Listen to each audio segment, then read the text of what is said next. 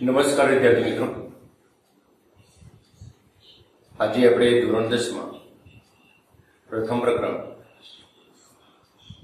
વાસ્તવિક સંખ્યાઓ વિશે અભ્યાસ કરીશું।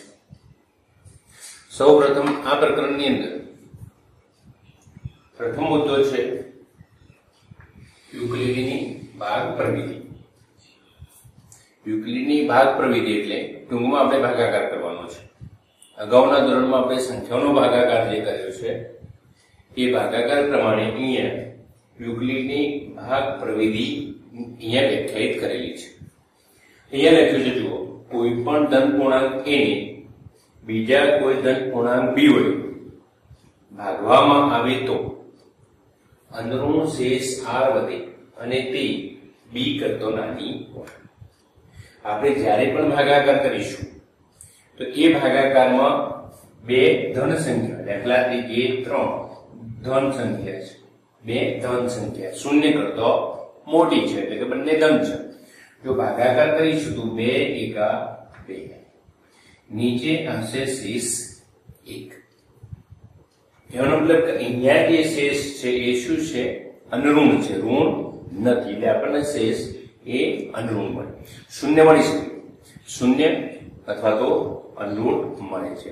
સાથે સાથે અહીંયા b એ શું છે એ આપણે સમજીએ।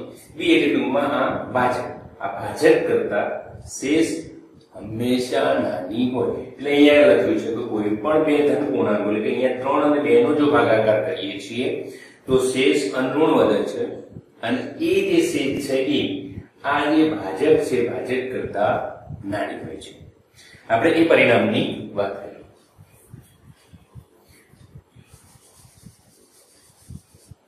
હવે જો વિદ્યાર્થી મિત્રો, આ જે યુક્લિડની ભાગ પ્રવિધિ છે એનો ઉપયોગ આપણે આ પ્રકરણની અંદર કયો કરવાનો છે? તો આ પરિણામનો ઉપયોગ આપણે મુખ્યત્વે બે ધન પૂર્ણાંકો નો ગુસા એટલે હાયર કોમન ફેક્ટર, ગુરુત્તમ સામાન્ય અવયવ, ગુસા એટલે HCF શોધવા માટે આપણે આ પરિણામનો ઉપયોગ કરીશું, યુક્લિડની ભાગ પ્રવિધિ। એના પછી આપણે એક યુક્લિડનો ભાગાકારનું પૂર્વ પ્રમેય, એના વિશે થોડી સમજ મેળવીએ। વિદ્યાર્થી મિત્રો, આ યુક્લિડની ભાગ પ્રવિધિનું જે પૂર્વ પ્રમેય છે એ પૂર્વ પ્રમેય ના આધારિત આ યુક્લિડની ભાગ પ્રવિધિ છે। આનું જે છે એ ઉલ્લેખ એલિમેન્ટ્સ બોક્સ 7 માં એનો આપણે ઉલ્લેખ કરેલો છે, એમાં એ નોંધ લેવાય છે।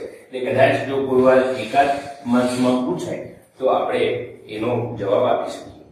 હવે જો આપણે યુક્લિડની ભાગાકારનું પૂર્વ પ્રમેય સમજવું હોય તો અહીંયા આપણે જૂની એક પદ્ધતિ આપણને ખ્યાલ છે, આપણે શીખી ગયા છીએ 9મા ધોરણમાં પણ આપણે બહુપદીના જ્યારે ભાગાકાર કરતા તો એ સમયે ભાજ્ય બરાબર ભાજક ગુણ્યા ભાગફળ વત્તા શેષ, એ સિવાય પણ આપણે પ્રાથમિક શિક્ષણમાં પણ ભાજ્ય બરાબર ભાજક ગુણ્યા ભાગફળ વત્તા શેષ આ પ્રકારના પરિણામો મેળવેલા છે।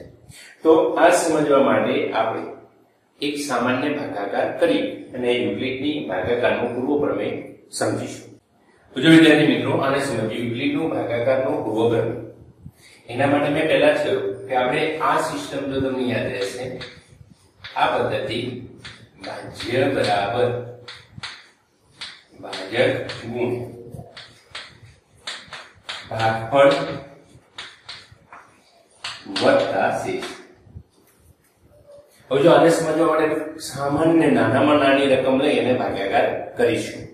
અહીંયા જો આપણે ભાજ્ય એટલે આપણે જેને ભાગવાને છે એને આપણે ભાજ્ય કહીએ છીએ, ભાજક જેના વડે ભાગીએ છીએ એને આપણે ભાજક કહેવાય, ભાગફળ એટલે આપણને જે ઉપર મળે છે ભાગફળ અને છેલ્લે અંતે વધે છે એને આપણે શેષ કહેવામાં આવે છે।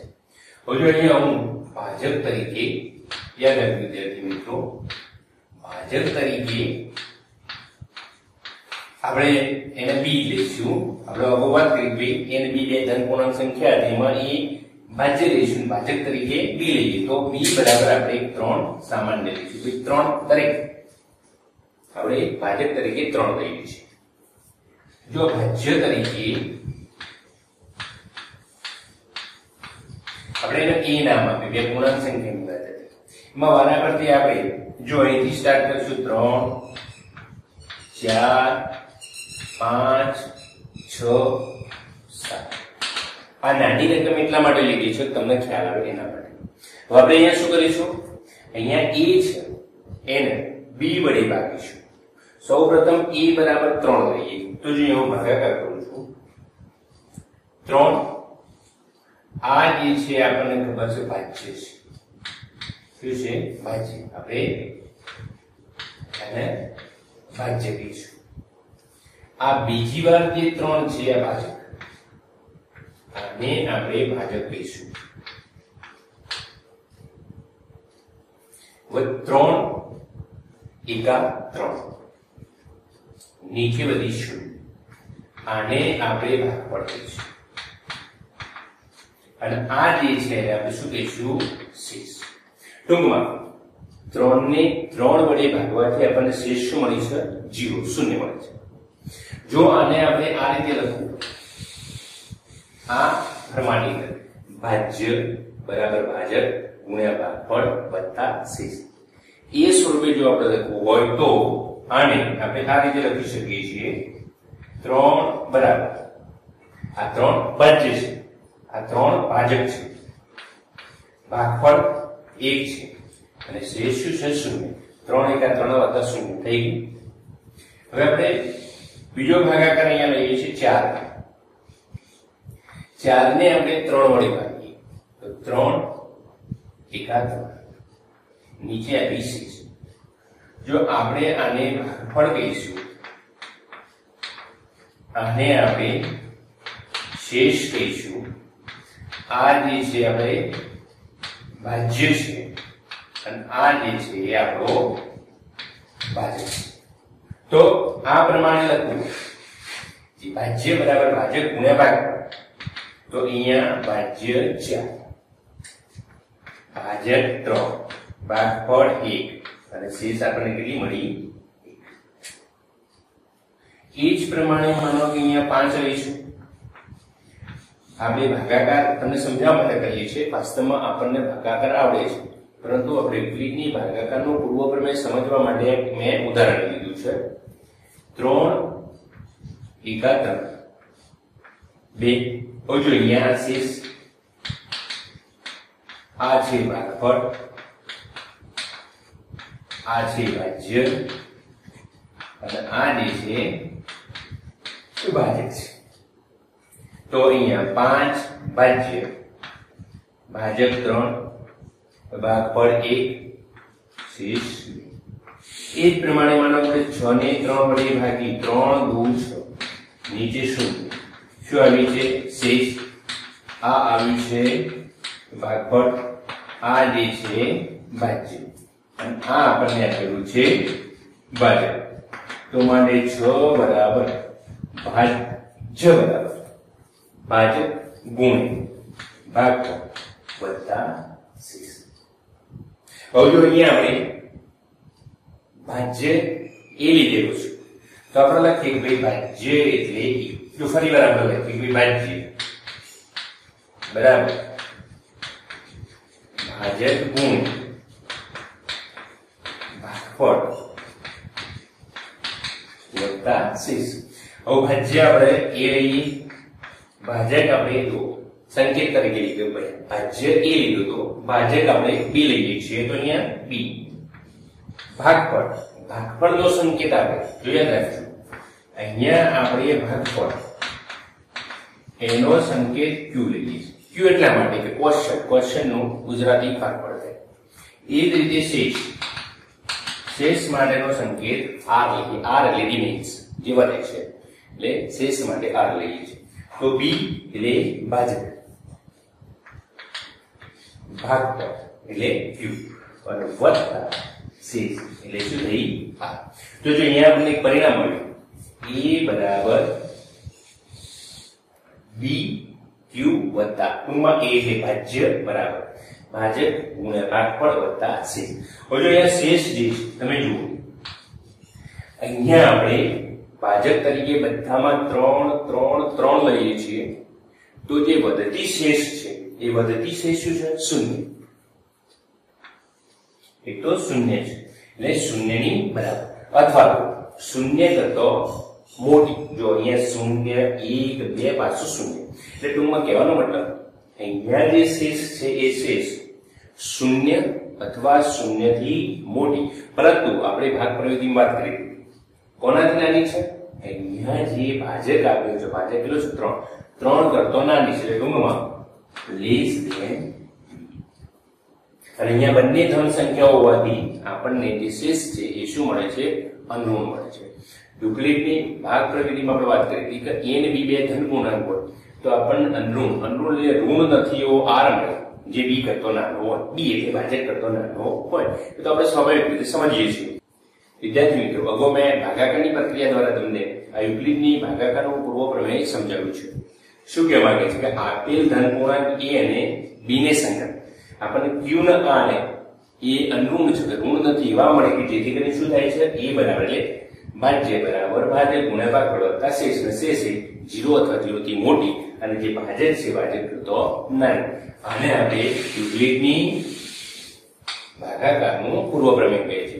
અને એના પરથી આપણે યુક્લિડની એ પ્રમેય આધારિત જે છે યુક્લિડની ભાગ પ્રવૃત્તિનો ઉપયોગ કરીશું. અને અગાઉ વાત કરી તેમ યુક્લિડની જે ભાગ પ્રવૃત્તિ છે એનો ઉપયોગ આપણે લસા ગુસા શોધવા માટે કરીશું. જો એક ઉદાહરણ જોઈએ યુક્લિડની ભાગ પ્રવૃત્તિનો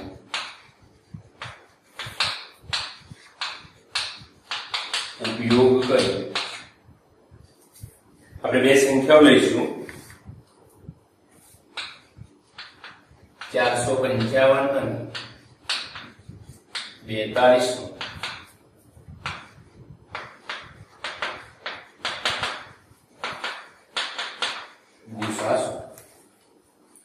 એકદમ ઈજી દાખલો. અને આપણે બોર્ડની પરીક્ષામાં જે આપણો વિભાગ A પછી વિભાગ B આવે છે વિભાગ B માં લગભગ 2 ગુણમાં આ પ્રશ્ન પૂછાય છે એટલે ઇમ્પોર્ટન્ટ છે એટલે સમજી લેજો. એકદમ ઈજી છે. એના આપણે આ યાદ રાખવાનું પરીક્ષામાં લખવાનું નથી પરંતુ આપણે આ સિસ્ટમ યાદ રાખવાની છે. ભાજ્ય બરાબર ભાજક ગુણ્યા ભાગફળ વત્તા શેષ. વિદ્યાર્થી મિત્રો, આ પરીક્ષામાં લખવાનું હતું નથી પરંતુ તમને સમજણ પડે એટલા માટે અહીંયા આપણે યાદ લખીશું ભાજ્ય બરાબર ભાજક ગુણ્યા ભાગફળ વત્તા શેષ. હજુ વિદ્યાર્થી મિત્રો અહીંયા શું કરશું? અહીં આપણને ખ્યાલ છે કે 455 એ 42 કરતા મોટી સંખ્યા છે. યાદ રાખજો અહીંયા 455 એ 42 કરતા મોટી સંખ્યા છે. તો આપણને સ્વાભાવિક રીતે ખ્યાલ આવી જાય કે ભાઈ 455 એ ભાજ્ય થશે. ભાજ્ય અહીંયા 455 થશે અને ભાજક જે છે એ આપણો 42 થશે. કારણ કે મોટી સંખ્યાને નાની સંખ્યા વડે ભાગાકાર કરી શકાય છે. તો અહીંયા આપણે શું લખીશું? જો ભાજ્ય તો ભાજ્ય તરીકે આપણે 455 લીધો. યાદ રાખ્યું છે ભાજ્ય 455 ભાજક એટલે લીધો 42. હવે આપણે શું કરવાનું? ભાગ અને વત્તા શેષ. હવે અહીંયા ભાગફળને શેષ કેવી રીતે શોધી શકાય? તો જ્યારે આપણે 455 ને 42 વડે ભાગીશું એટલે આપણને એ મળશે. જો અહીંયા 455 અને 42 વડે ભાગી આપણે શું મેળવવું છે? ભાગફળ અને શેષ. 455 ભાગ્યા 42. જો અહીંયા 42 એકા 42 પાંચમાંથી 2 ગયા એટલે 3 5. અહીંયા એકમ દશક છે એટલે 0 મૂકી દઈશું એટલે 10. 42 દાન 420 આપણે ગણીએ તો અહીંયા 5 અને અહીંયા કેટલા થયા? 3. એટલે અહીંયા ભાગફળ જે છે કયું છે? 10. આ ભાગફળ થયું અને આ વધી શું થઈ? શેષ. તો 42 ગુણ્યા 10 વત્તા શેષ કઈ થઈ 35. યાદ રાખજો આ દાખલો કઈ રીતે ગણાય છે? આપણે શું શોધો છે? ગુસા. ગુસાનો મતલબ ગુરુત્તમ સામાન્ય અવયવ. એટલે ટૂંકમાં આ બંનેની સંખ્યા, આ જે બંને સંખ્યા છે 455 અને 42, એ બંને સંખ્યાને ભાગી શકે એવો કોઈ મોટામાં મોટી સંખ્યા આપણે શોધવાની છે. હવે યુક્લિડની ભાગ પ્રવિધિનો ઉપયોગ કરીને આપણે સંખ્યા શોધીશું. હવે જુઓ અહીંયા આપણે શું કરવાનું છે? અહીંયા 42 નવા ભાજ્ય તરીકે લેવાનું. જો પહેલા આપણો ભાજ્ય કયો હતો? 455. ભાજક કયો હતો? 42. તો નવા ભાજ્ય તરીકે આપણે કોને લઈશું? 42. આ યાદ રાખજો. અને ભાજક તરીકે તો જે શેષ વધે છે, જે આપણી આ શેષ વધે છે 35, આનો આપણે ક્યાંય ઉપયોગ કરવાનો નથી. યાદ રાખજો 42 ને નવા ભાજ્ય તરીકે અને ભાજક તરીકે કેટલા લઈશું? 35 લેતા. તો જો અહીંયા ફરીવાર આપણું ભાજ્ય, તો ભાજ્ય નવો કયો આવ્યો? 42 બરાબર. ભાજક કેટલો છે? 35 ગુણ્યા અહીંયા ભાગફળમાં ખાલી જગ્યા છે વત્તા અહીંયા શેષમાં આપણે ખાલી જગ્યા છે, કારણ કે આપણે ભાગાકાર કરીશું તો જ મળશે.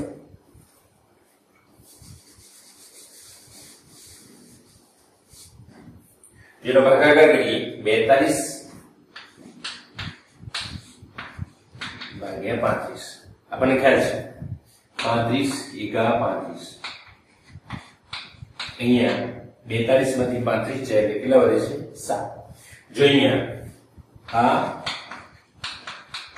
ભાગફળ છે, તો અહીંયા ભાગફળ 1, શેષ જે છે આ શેષ કેટલી આવી? 7. આ પ્રક્રિયા ક્યાં સુધી ચાલુ રાખવાની છે? જ્યાં સુધી, યાદ રાખજો, જ્યાં સુધી શેષ શૂન્ય ના આવે. 42 બરાબર 35 ગુણ્યા 1 વત્તા 7. 42 ને 35 વડે ભાગ્યા તો ભાગફળ આપણને 1 મળ્યું અને શેષ કેટલી મળી છે? 7. આ પ્રક્રિયા આપણે ક્યાં સુધી ચાલુ રાખવાની છે? જો સુધી આપણને અહીંયા જે 7 લખેલા, અહીંયા 35 જે શેષ, અહીંયા 7 શેષ છે, એ જ્યાં સુધી શૂન્ય ના આવે ત્યાં સુધી આ પ્રક્રિયા આપણે ચાલુ રાખવાની છે. તો ફરીવાર પાછું આપણે શું કરશું? આ જેમ આની 455 બરાબર 42 ગુણ્યા 10 વત્તા 35. તો અહીંયા 42 આપણે નવા ભાજ્ય તરીકે લીધું. ટૂંકમાં ઉપરમાં જે ભાગાકાર કર્યો એમ જે ભાજક હતો એ ભાજક નવા ભાજ્ય તરીકે અને શેષ નવા ભાજક તરીકે. તો એ જ પ્રમાણે અહીંયા આ ભાજક છે, તો આ અગાઉના ભાગાકારમાં રહેલો જે ભાજક છે એ ફરીવાર ભાગાકાર કરવા માટે નવા ભાજ્ય તરીકે 35 લઈશું. આ ભાજ્ય તરીકે એ જ પ્રક્રિયાની અંદર જે શેષ છે એ શેષના નવા ભાજક તરીકે, જો શેષના નવા ભાજક તરીકે વત્તા. હવે જો અહીંયા 35 જે છે એ 35 ના 7 પંજો 5 અહીંયા ભાગફળ શેષ આપીશું. શેષ શૂન્ય આવી જાય તો આપણે અટકી જવાનું છે. અટક્યા બાદ હવે આપણે લખવાનું છે ગુસા. એકદમ બીજી પ્રક્રિયા થઈ ગઈ. જો ગુસા કોનો આપણે શોધતા હતા? 455 અને 42. આ બંને આપણે ગુસા શોધવો છે તો અહીંયા લખી દેવાનું કે ભાઈ 455 અને 42 એનો જે ગુસા છે એ કયો ગુસા છે? તો જે શૂન્ય એટલે શેષ છે એ શેષની અંદર આપણે જોવાનું છે. તો શૂન્ય જે શેષ છે એના ઉપરની જે શેષ એ શું છે? 7. તો એ 7 એ બંનેનો શું થયો? ગુસા. ટૂંકમાં આ જે 7 એવી સંખ્યા છે કે જે 455 અને 42 ને બંનેને ભાગી શકે છે અને મોટા મોટી સંખ્યા છે. 7 કરતા કોઈ મોટી સંખ્યા ન મળે કે જે આ બંનેને એક સાથે ભાગી શકે. તો અહીંયા આ ગુસાનો એક દાખલો થયો. તો વિદ્યાર્થી મિત્રો આપણને આ ગુસા કેવી રીતે શોધવું એ તમને આવડી ગયું છે. તો એ માટે આપણે ઉદાહરણ 1 જોઈએ.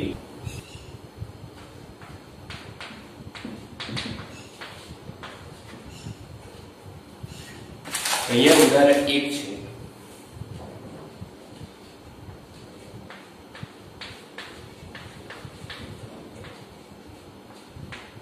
એમાં એવું કીધું છે કે યુક્લિડની ભાગ પ્રવૃત્તિનો ઉપયોગ કરી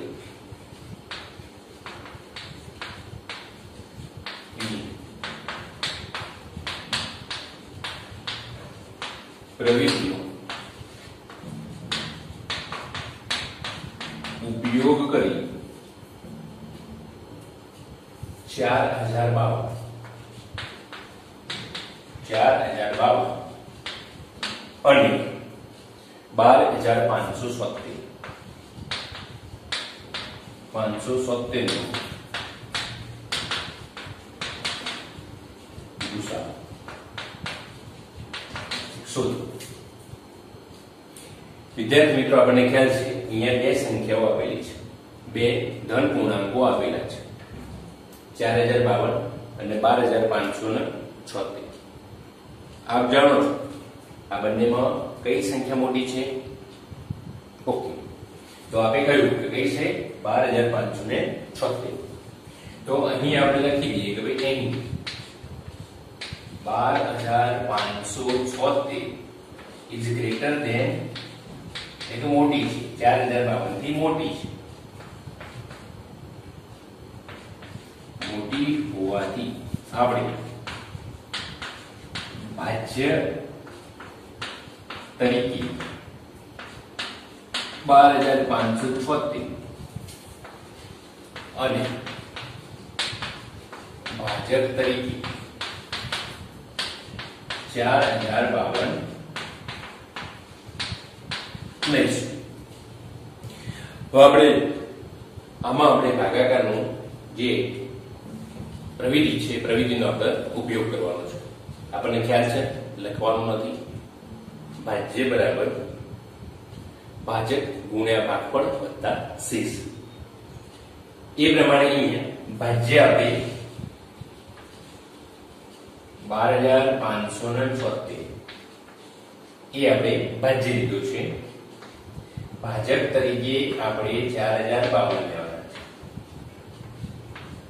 અહીંયા આપણે આવશે ભાગફળ, સોરી અહીંયા ગુણાકારમાં, અહીંયા ગુણાકાર, અહીંયા ભાગફળ અને બાજુમાં વત્તા કરીને શું આવશે? શેષ.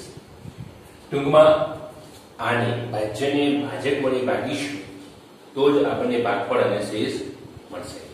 તો વિદ્યાર્થી મિત્રો, અહીંયા 12576 ને આપણે 4052 વડે ભાગીશું.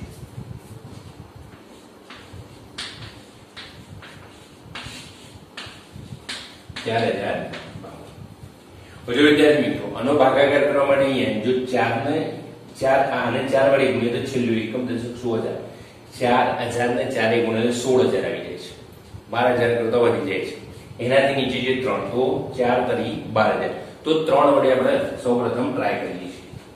તો 3 દુ 6, 5 તરી 15, અહીંયા 0 એટલે 15 એમને, 4 તરી 12, 6 માંથી 6 શૂન્ય, 7 માંથી 5 એટલે 2, 5 માંથી 1 એટલે 4, 420. અહીંયા જે આ છે ભાગફળ છે, યાદ રાખજો આ ભાગફળ છે, ના શું સરસ છે, શેષ કેટલી આવી? 420. પરીક્ષામાં આપણે યાદ રાખવાનું નથી. હવે અગાઉના નિયમ મુજબ આપણે શું કરવાનું છે? જ્યાં સુધી શૂન્ય શેષ ના, જ્યાં સુધી શેષ શૂન્ય ના, ત્યાં સુધી આપણે આ પ્રક્રિયા ચાલુ રાખવાની છે. અને એ પ્રક્રિયા ચાલુ રાખવા માટે આપણે જેમ કહ્યું તેમ અગાઉના ભાગાકારમાં જે ભાજક છે એ ભાજક અહીંયા ભાજ્ય તરીકે આવશે. આ ભાજક છે એ ભાજ્ય તરીકે આવશે, આ શેષ છે એ ભાજક તરીકે આવશે. ટૂંકમાં હવે આપણે સમજી ગયા છે કે 4052 ને આપણે કેટલા વડે? 420 વડે ભાગવાના છે.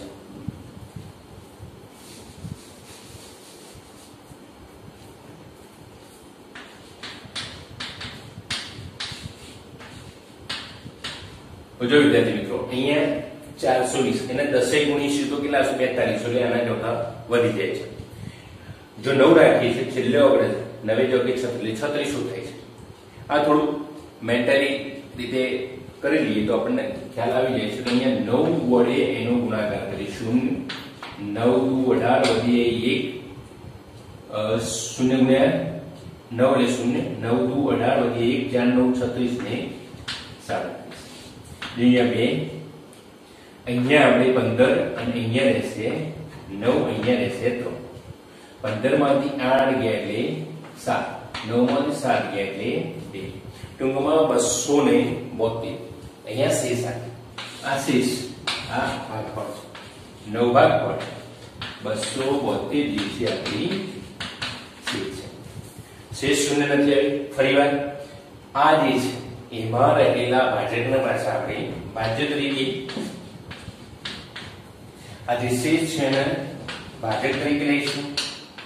ભાગ અને શેષ. આ પ્રક્રિયા આપણે ચાલુ રાખીશું.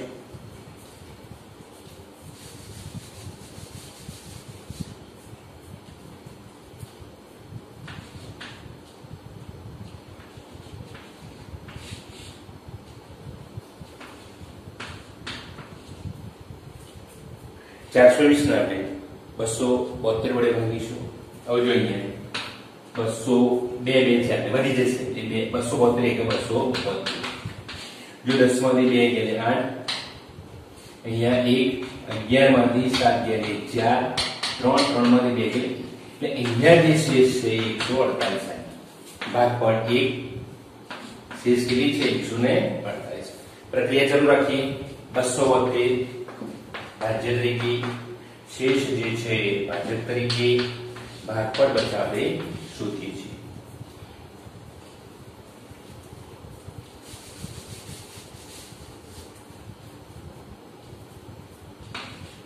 બસો 148 ને 148, 148 કે 148 ભાગાકાર કરીએ.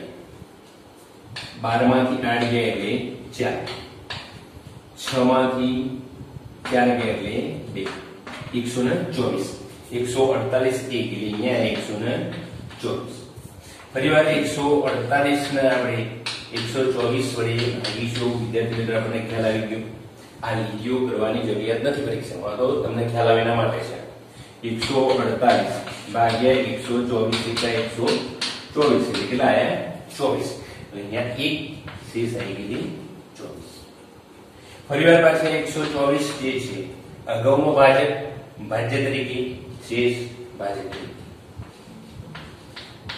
આપણને ખબર છે 24 પંચા 120, અહીંયા શેષ વધી 4. જોઈએ વિદ્યાર્થી મિત્રો આપણે 124, 24 પંચા 120, શેષ વધી 4. ફરીવાર 24 અહીંયા લઈશું. આ 4 જે છે શેષ, તો 4 * 24 શેષ હોય 0. તો આટલે આપણે અટકી જવાનું છે. વિદ્યાર્થી મિત્રો આપ સમજી ગયા. ગુસા જો આપણે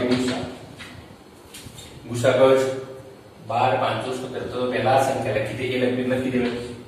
ગુસા 4052 અને અહીંયા હું લખું છું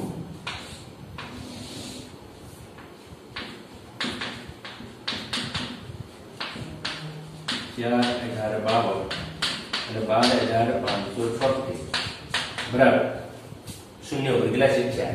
ટૂંકમાં 4 એક એવી સંખ્યા છે મોટા મોટી કે જે આપણને વિશેષ આપી શકે છે. તો આ પ્રમાણે યુક્લિડની પ્રવિધિનો ઉપયોગ કરી અને ગુસા શોધવાનો એક દાખલો આપણને ફરજિયાત આવે છે.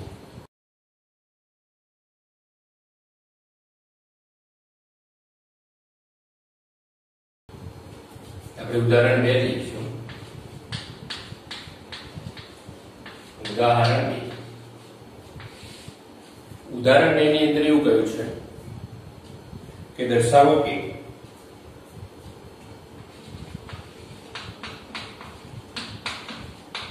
ઉદાહરણ 2 એવું આપેલું છે કે દર્શાવો કે દરેક યુગ્મ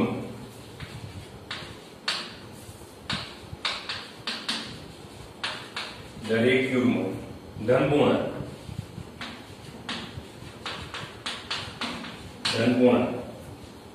એ કોઈક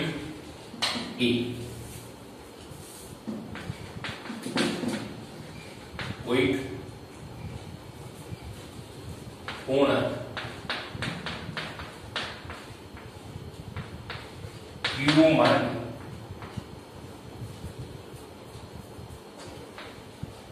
2q સ્વરૂપમાં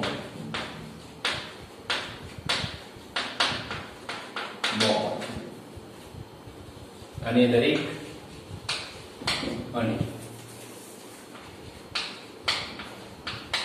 અયુગ્મ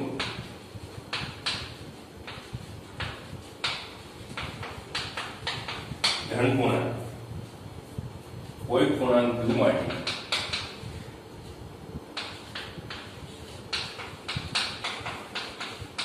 q 2q + 1 સ્વરૂપમાં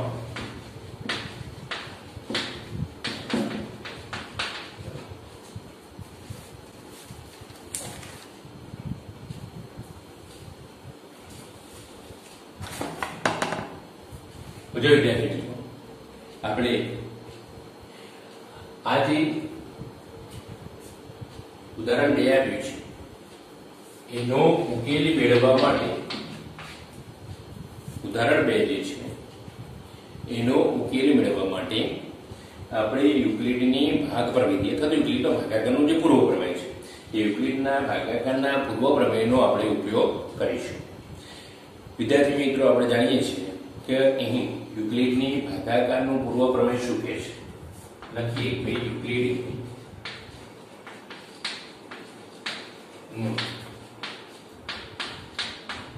ભાગાકારનું પૂર્વ પ્રમેય આપણે યાદ છે a બરાબર bq વત્તા r જો 0 લેસ r લેસ આપણને આ યુક્લિડના ભાગાકારનું પૂર્વ પ્રમેયનો ખ્યાલ છે. તો અહીંયા આપણે ધારો કે લઈશું કે ધારો કે એ કોઈ આ એ શું છે? ભાજ્ય છે. એ કોઈ ધન પૂર્ણાંક અને યાદ રાખજો અહીંયા એ બરાબર bq વત્તા અહીંયા એ એટલે ભાજ્ય છે. એ કોઈ ધન પૂર્ણાંક અને b બરાબર 2 હોય તો આપણને જે ભાગફળ q એ 0 અથવા 0 કરતા મોટું એટલે કે એ કોઈ ધન પૂર્ણાંક અને b બરાબર 2 હોય તો આપણને q ગ્રેટર ધેન 0 અને ઇક્વલ ટુ 0 એટલે ભાગફળ એ અનઋણ સંખ્યા મળે. ટૂંકમાં કહેવાનું અનઋણ સંખ્યા મળે જેથી આપણને q greater than equal to 0 મળે કે જેથી a બરાબર જોઈએ a બરાબર b કેટલા લીધા છે? 2q વત્તા યાદ રાખજો વિદ્યાર્થી અહીંયા આપણે યુક્લિડના ભાગાકારના પૂર્વ પ્રમેય અનુસાર a બરાબર bq વત્તા જો 0 લેસ ઇક્વલ r લેસ અહીંયા આપણે a કોઈ ધન પૂર્ણાંક લઈએ છીએ અને b બરાબર 2 લઈએ છીએ તો q આપણને અનઋણ પૂર્ણાંક સંખ્યા એવી મળે કે જેથી a બરાબર અહીંયા b બરાબર કેટલા લીધા છે? 2 એટલે અહીંયા 2 કિંમત મૂકી દીધી 2q વત્તા r જો r બરાબર 0 અથવા r બરાબર વિદ્યાર્થી મિત્રો આ સમજીએ r બરાબર 0 અને r બરાબર 1 છે કારણ આપણને ખ્યાલ છે કે જે શેષ છે 0 અથવા 0 કરતા મોટી અને આ b જે છે એના કરતા નાની. તો b કેટલા છે? 2 છે. a બરાબર 2q વત્તા જો r બરાબર 0 હતો તો r બરાબર 1 મળશે. કેમ?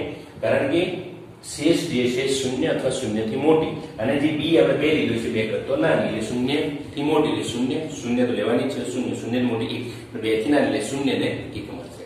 તો એનો મતલબ શું થયો? તો માનો a બરાબર જો અહીંયા શેષ r જે છે 0 નહીં તો a બરાબર શું મળશે? 2q મળશે. યાદ રાખજો અથવા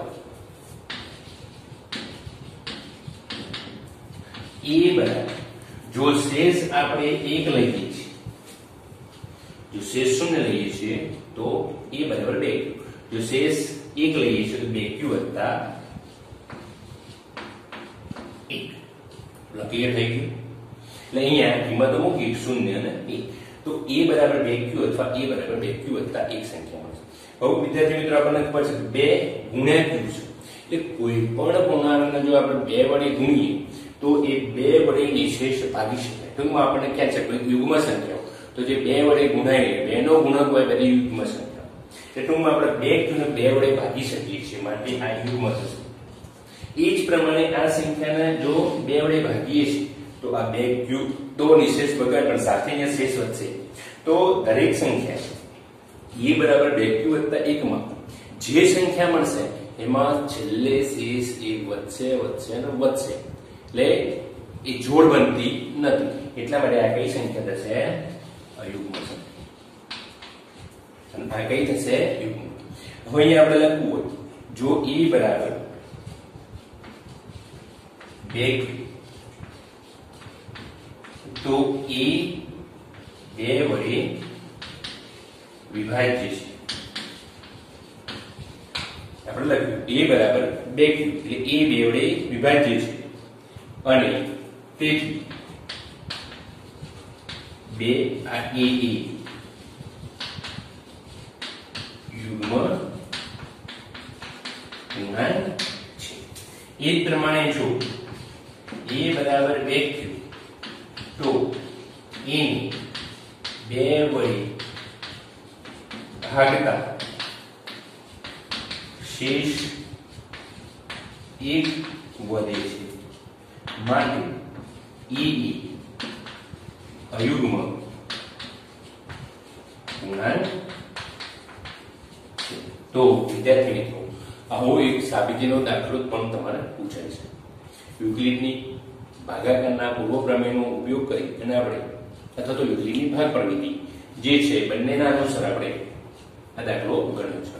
ફરી એકવાર યુક્લિડનું ભાગાકારનો પૂર્વ પ્રમેય શું કહે છે? a બરાબર dq વત્તા જો 0 અથવા 0 થી મોટી શેષ અને ભાજક b કરતો નાનો. અહીંયા આપણે કોઈ a ધન પૂર્ણાંક લઈએ છીએ અને ભાજક તરીકે તમે 1 2 3 4 પણ કોઈ પણ લઈ શકો, પણ આપણે સાબિત કરવું છે કે a બરાબર 2q એટલે ટૂંકમાં 2 કી છે. તો અહીંયા 2 આવે છે એટલે અહીંયા ભાજક તરીકે આપણે કેટલા લીધા? 2 લીધા. તો 2 હોય તો આપણને q greater equal 0 એટલે q અનનોન પૂર્ણાંક સંખ્યા એવી મળે જેથી a બરાબર 2q વત્તા r જો r બરાબર 0 અથવા તો r બરાબર 1 તો r ની કિંમત કેટલી મળશે? 0 ને કેમ? કારણ કે r એ 0 અથવા 0 થી મોટો અને 2 થી નાનો છે. એ કિંમતો આપણે વારાફરતી મૂકી જો 0 લઈએ છીએ તો અહીંયા 0 થઈ જાય તો a બરાબર 2q, જો 1 લઈએ છીએ તો a બરાબર 2q વત્તા 1.